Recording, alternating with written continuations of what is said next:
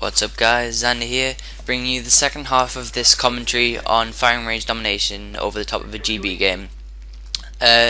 Again, sorry if my voice sounds a bit raspy in this and the last commentary.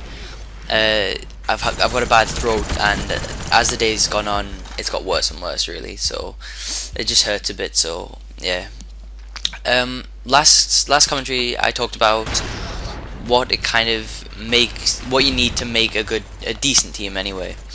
This commentary I'm going to talk a bit about the things which help make the team, how to practice it and stuff like that.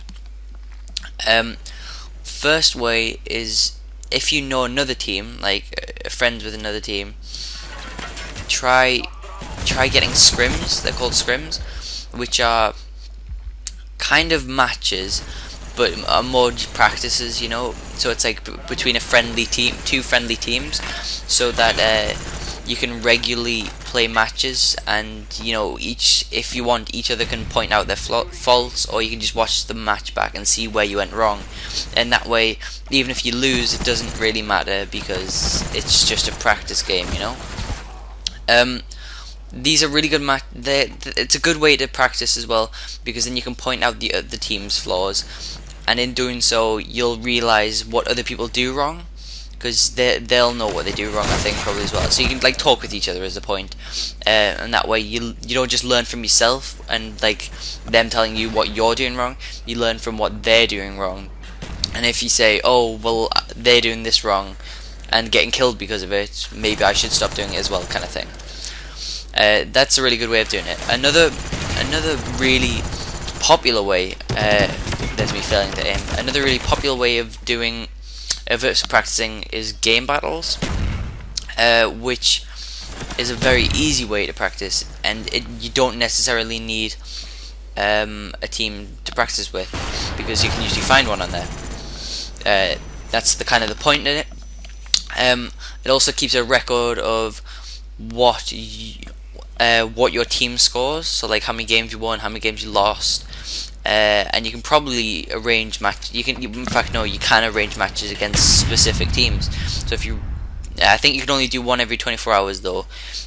So that's a good way of doing that. If you want to do it against a friendly team. The best way to start about doing a GB team is go on the Game Battle website, register and stuff, and what you'll do is you'll register your PlayStation or Xbox account to your Game Battle account, which is your personal. Then the leader of the team will make a team, and then add you to a team. If you haven't got a team already, you can always go on the singles ladder, or if you've got just like one friend, go on the doubles, you know. And like depending on how many people we've got, go on the different ladders, whether you're in America, Europe, depends, you know. And that way you can get on all the different ladders, you know, no matter what, almost you can practice in some way or shape or form. If you care about your record, like if you're already on game battles and you care about your record, because since it keeps the team's record, if you say you've won 10 in a straight in a row, which is a very incredible feat, but say you win 10 in a row, you've got quite a high rank, you know, and you don't want to get rid of it, but you think we need to practice, you can always make a second team it's called OVR, or over. It stands for override ladder, which means you can have the same team, like same teammates. You don't need to make another Game Battle account or anything, or have a new PSN or any of that stuff, and you can play on that ladder. And obviously practice as a team.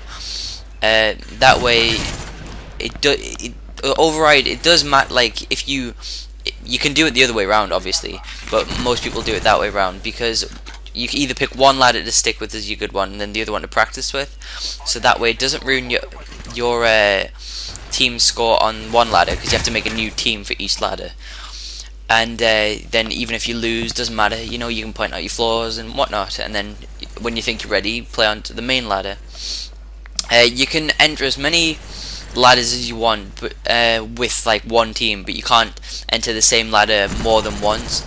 So you could be on your Game Battles account, you could be on a team in the normal like team ladder, in the override team ladder, You could be in the singles, the doubles, on a different game on the team one, you know, all that stuff.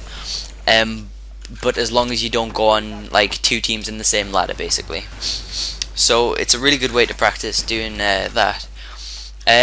Now there is other ways to practice. There are usually some free competitions which go about. I'm pretty sure 360 Icons does a free tournament every now and like every weekend. So that's something to look out for. I know there's other like forums and like Deserto Game Battles probably advertise a few. There are some ones which you have to pay for, which Game Battle advertise, but they're usually MLG kind of ones, like 3v3 and 4v4 tournaments. So if you're like just getting into gaming competitively, I wouldn't really go for them. But I mean, if you're just looking for some like quick ones and you do think you've been gaming for a while, why not enter them paying ones? But as I say, just for practice, try and find some free competitions, because competitions are usually where some of the better teams come out, because they usually are a small amount of prize, you know, even if it is a free entry. There's the sponsors and stuff which give the teams, the competition owners money, so that's you know, you can win something out of it. And it also tells you how far your team can get in a competition, you know. Also look out for some lands. There's usually some lands around you, wherever you live, America, England, you know, wherever. There's usually some lands, since Black Ops is such a big game. But you know, they're the main ways of practicing. So I think this gameplay is wrapping up, so I'll kind of end it there, and it's quite a nice little neat ending, since that's about all the ways of practicing off the top of my head, you know. So if you're getting into competitive gaming, have a look at some of these, you know. See you guys later. I'll come up with another commentary soon.